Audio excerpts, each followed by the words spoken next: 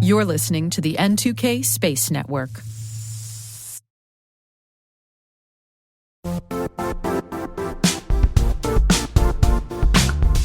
The DMV has established itself as a top-tier player in the global cyber industry. DMV Rising is the premier event for cyber leaders and innovators to engage in meaningful discussions and celebrate the innovation happening in and around the Washington, D.C. area.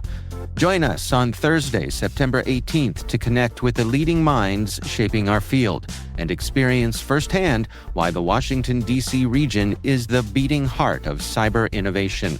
Visit dmvrising.com to secure your spot.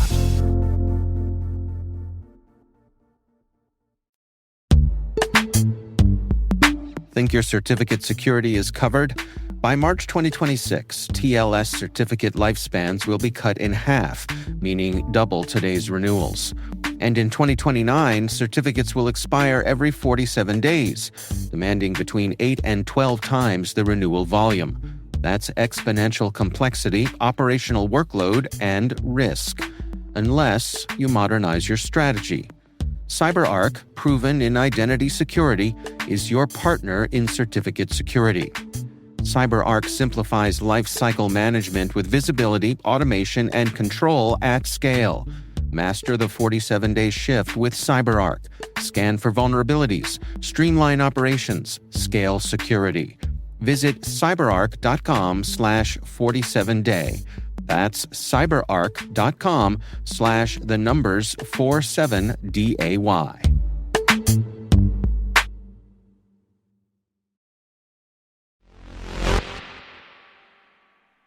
Today is September 5th, 2025. I'm Maria Varmazes, and this is T-Minus. T-Minus. 20 seconds to LOS. T-Dress. Go for deploy. Roger roll.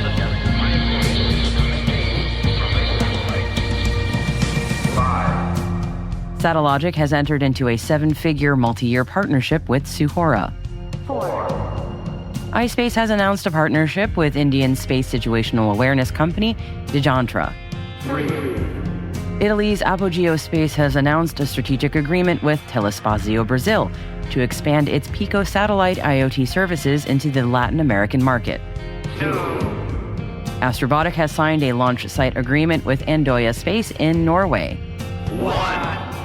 CNES has awarded 31 million euros in funding to UNIVITY to accelerate the development of satellite-based 5G connectivity. 0.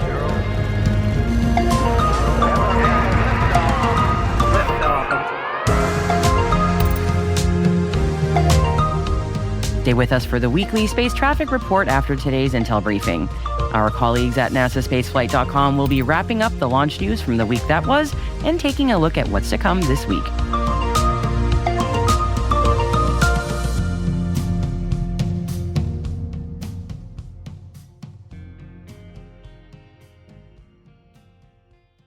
Happy Friday, everybody. Thank you for joining me. We should probably rename today Partnership Friday, as we have a lot of international collaboration announcements to get through, and we're kicking off the Intel briefing for you today in France. French Space Agency CNES has awarded 31 million euros in funding to UNIVITY to accelerate the development of satellite-based 5G connectivity. And the contract forms part of the France 2030 program, bringing the project's total budget to 44 million euros with additional industrial co-financing. France 2030 supports the development of critical technologies for France's economy and Europe's technological independence. This initiative is viewed as a decisive step towards establishing sovereign, hybrid, and resilient connectivity in France, which combines very low Earth orbit satellites with terrestrial infrastructure.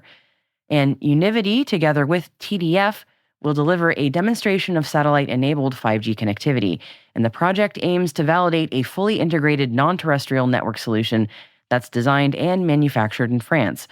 TDF will host, install, operate, and maintain 3 gateway stations, 2 in mainland France and 1 overseas. These will ensure interoperability between the satellite system and telecom operators' ground-based networks. And the project will unfold in 2 phases. Phase 1, which has already started and will run through April 2026, will see the completion of technical specifications and use case studies. Phase 2, which is planned to start in April 2026 and run through February 2028, will see the assembly, integration, testing, launch, and in-orbit operation of 2 VLEO 5G satellites communicating with gateways and ground terminals to demonstrate high-throughput, low-latency services. Astrobotic has signed a launch site agreement with Andøya Space in Norway. Through this agreement, Astrobotic will use Andøya Space as a launch and landing site for its Zodiac reusable rocket campaigns. Zodiac simulates lunar and planetary landings, tests flight systems and hardware in the loop, reduces risk, and advances technology readiness for terrestrial and space applications. The collaboration aims to provide increased responsiveness and faster deployment of new capabilities, benefiting both commercial and governmental stakeholders. Astrobotic will perform their initial European Zodiac launch campaign operations from Andøya Space starting in 2026. Italy's Apogeo Space has announced a strategic agreement with Telespazio Brasil to expand its picosatellite IoT services into the Latin American market. The aim of the partnership is to leverage Telespazio's local expertise to deliver satellite connectivity in areas with low coverage. Guido Perisenti, CEO and founder of Apogeo Space, said of the agreement that the company's satellite IoT services can offer concrete solutions in remote contexts, supporting sectors such as the environment, agriculture, energy, and infrastructure. Let's head on over to Japan now, and iSpace has announced a partnership with Indian space situational awareness company Dijantra. The companies are discussing a joint lunar mission focusing on cislunar situational awareness. The mission will combine Dijantra's expertise in space situational awareness with iSpace's lunar landing capabilities to deliver a private lunar landing, enable payload delivery and data acquisition, and integrate cislunar situational awareness into operations. Together, the companies aim to create a sustainable lunar ecosystem, laying the foundation for long-term infrastructure, logistics, and resource utilization on and around the moon. The announcement coincides with the meeting of India's Prime Minister Narendra Modi and Japan's Prime Minister Shigeru Ishiba during the 15th India-Japan Annual Summit in Tokyo. Satellogic has entered into a 7-figure multi-year partnership with Suhora. The agreement grants Suhora exclusive rights to provide Satellogic's data and services in India and Nepal, significantly expanding market access to high-resolution satellite imagery in the region. Through this partnership, Satellogic's advanced satellite constellation will offer critical geospatial intelligence to address environmental challenges and serve broader national interest. This includes more efficient urban and infrastructure development, improved management of natural resources, enhanced sectoral operations, robust disaster response and climate change mitigation, and other strategic applications. Suhora will leverage its in-country expertise to deliver these powerful capabilities tailored to the specific needs of the Indian market.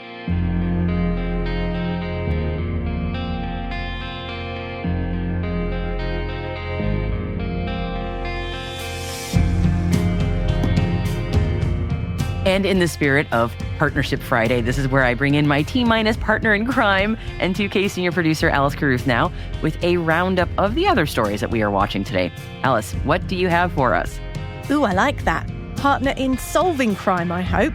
On my Super Sleuth radar today are 3 additional stories. Scientists in China have revealed the solid inner core of Mars thanks to analysis of seismic waves from Mars quakes. NASA TechRise Challenge has announced their latest student competition opportunity. And NASA has set a date to launch the IMAP, the Carruthers Geocorona Observatory, and NASA's SWFO L1 spacecraft to study the Sun. They should be taking off no earlier than September the 23rd. That is indeed good sleuthing, Alice. Nicely done. If you are interested in learning more about those stories or any of the others mentioned in today's Intel briefing, then head on over to the links in the selected reading section of our show notes. Hi, T-Minus crew. Tune in tomorrow for T-Minus Deep Space. It's our show for extended interviews, special editions, and deep dives with some of the most influential professionals in the space industry. And tomorrow, we have Chris Salvino talking about the business case for returning humanity to the moon. Very interesting chat. So, gotta check it out while you're waiting for the weekend sports games to start, or getting interesting anyway, running your weekend errands, or simply wanting to expand your news to knowledge on the weekend. See what we did there? You don't want to miss it.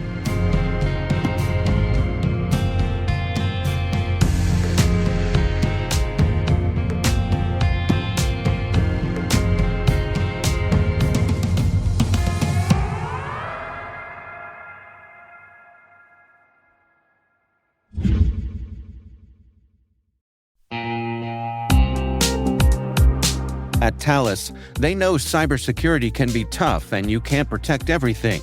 But with Thales, you can secure what matters most.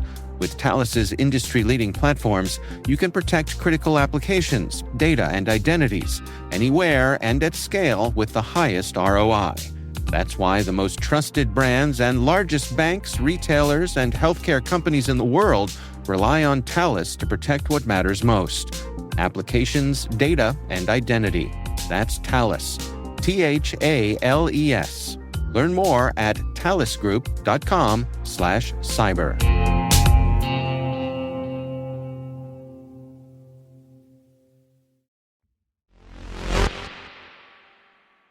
And since it is Friday, I'll hand you over now to nasaspaceflight.com for the weekly space traffic report.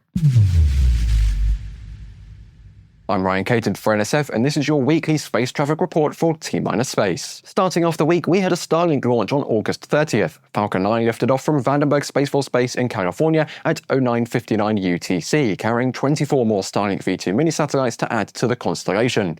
SpaceX used B-1082 for this mission, which flew for the 15th time, after which it touched down successfully on the deck of drone ship Of Course I Still Love You. Over in deep space, the European Space Agency's Jupiter Icy Moons Explorer, or JUICE, flew past Venus. But this flyby got a bit more dicey than expected, as ESA lost contact with the spacecraft just a few weeks earlier. These flybys require some precise maneuvering, so not being able to contact the spacecraft was definitely far from ideal. So what happened? Well, on July 16th, the spacecraft didn't contact ESA's ground station in Spain at the planned time. After ruling out ground station issues and failing to reach the spacecraft through other antennas, the engineers confirmed the problem was with the spacecraft itself. JUICE is programmed to enter survival mode when multiple things go wrong, but that didn't happen this time. In survival mode, the spacecraft spins slowly, beaming a signal at Earth each hour, but JUICE wasn't sending any signals at all. So the engineers expected there might be a problem with the medium-gain antenna. There were two possible solutions: wait for the next automatic reset in 14 days, or radio some commands in the general direction of the spacecraft and hope the low-gain backup antennas would pick it up.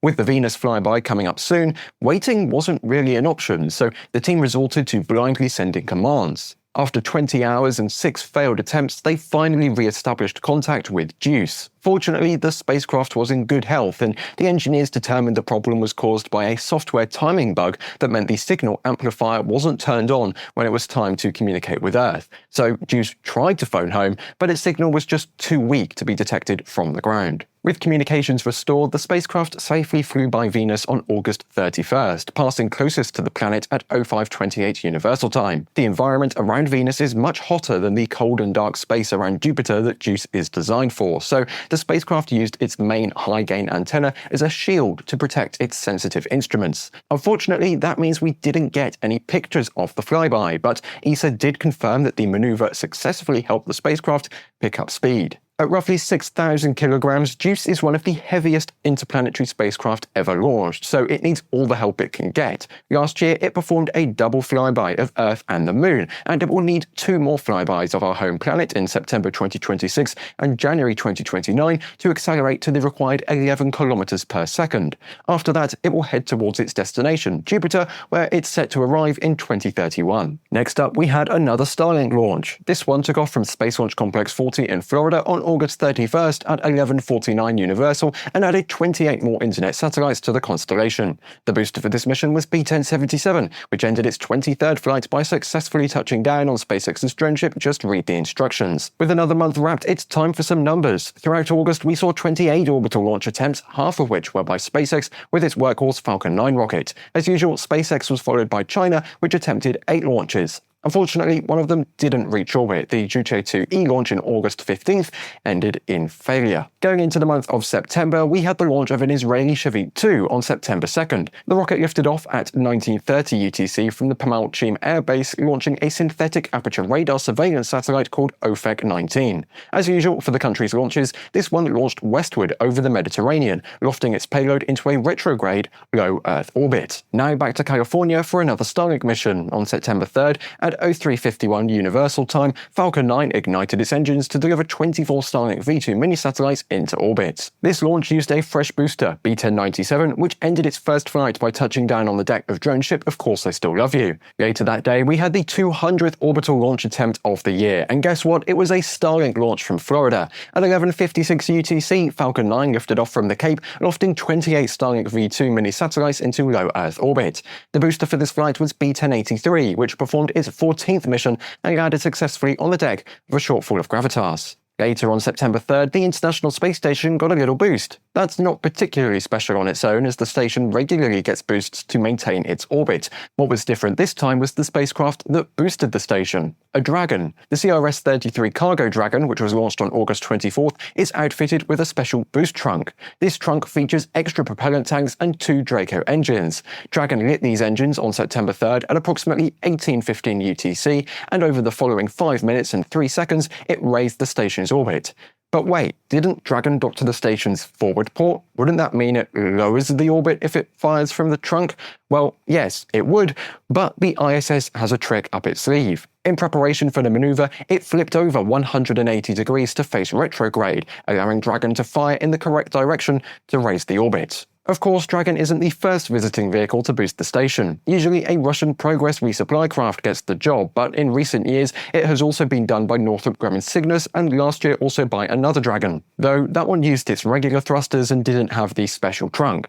Now with this trunk, Dragon has 3 times more reboost capacity compared to Cygnus and about 1.5 times compared to Progress. The CRS-33 Dragon is set to stay at the orbital outpost until late December or early January. During that time, it will perform a series of longer burns to maintain the station's altitude. We also had a Changzheng 3C launch from China. On September 5th, the rocket lifted off from the Xichang Satellite Launch Center. No details were announced about the payload at the time of recording. Back in the United States, we had yet another Starlink launch. This mission lifted off on September 5th from Launch Complex 39A at the Kennedy Space Center and delivered 28 Starlink V2 mini-satellites into low Earth orbit.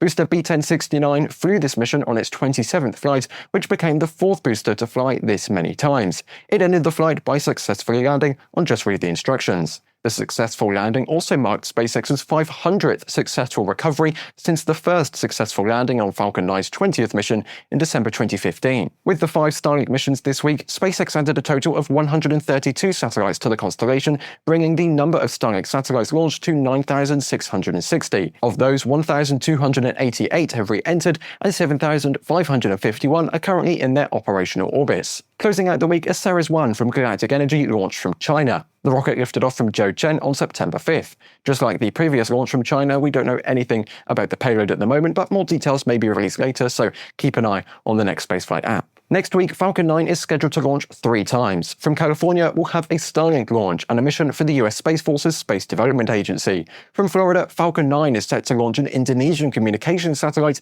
into geostationary transfer orbit. There's also a launch from China on the manifest, as a Changzheng 6A is expected to fly from the Taiyuan Satellite Launch Center.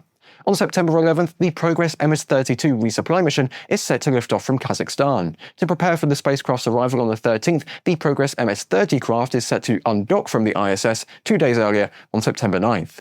Finally, we'll also have a total lunar eclipse on September 7th. As the moon passes through Earth's shadow, the full eclipse will be visible over most of Asia and parts of Australia and East Africa. If you're in Europe or most of Africa, you might be able to see a partial eclipse during the moonrise, and if you're west of the Pacific, you might catch it during moonset. Our American viewers will, unfortunately, have to miss out, as this lunar eclipse won't be visible from that continent. You did get a total solar eclipse last year, though. Anyways, I've been Ryan Caton for NSF, and that's your weekly space traffic report. Now back to T-Minus Space.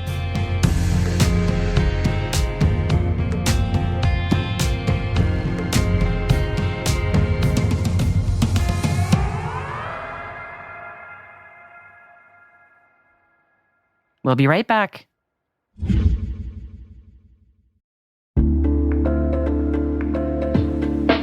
And now, a word from our sponsor, ThreatLocker, the powerful zero-trust enterprise solution that stops ransomware in its tracks.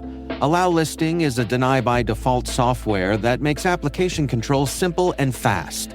Ring fencing is an application containment strategy, ensuring apps can only access the files, registry keys, network resources, and other applications they truly need to function. Shut out cybercriminals with world-class endpoint protection from ThreatLocker.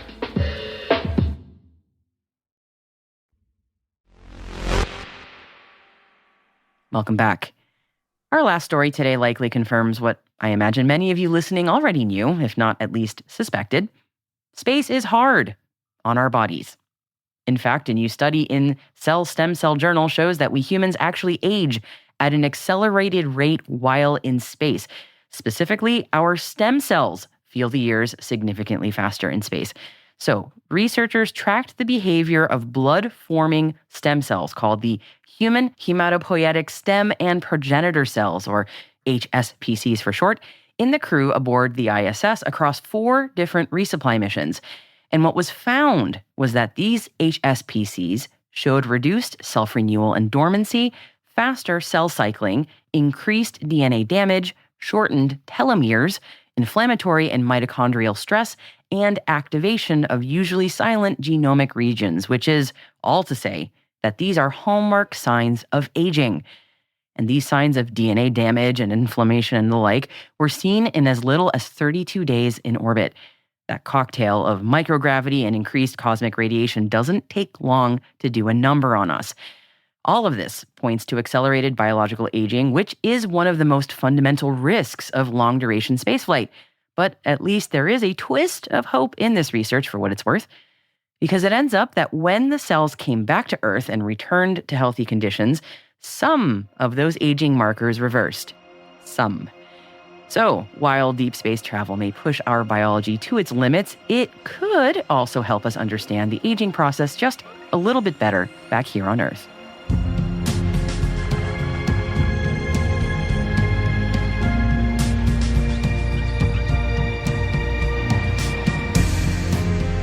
And that's T-Minus, brought to you by N2K Cyberwire. What do you think about T-Minus Space Daily? Please take a few minutes to share your thoughts with us by completing our brief listener survey. Link is in the show notes. Thank you for helping us continue to improve our show. We're proud that N2K Cyberwire is part of the daily routine of the most influential leaders and operators in the public and private sector, from the Fortune 500 to many of the world's preeminent intelligence and law enforcement agencies. N2K helps space and cybersecurity professionals grow, learn, and stay informed. As the nexus for discovery and connection, we bring you the people, the technology, and the ideas shaping the future of secure innovation. Learn how at n2k.com. N2K's senior producer is Alice Carruth. Our producer is Liz Stokes. We are mixed by Elliot Peltzman and Trey Hester, with original music by Elliot Peltzman. Our executive producer is Jennifer Iben. Peter Kilpie is our publisher, and I am your host, Maria Varmazes. Thank you for listening. Have a lovely weekend.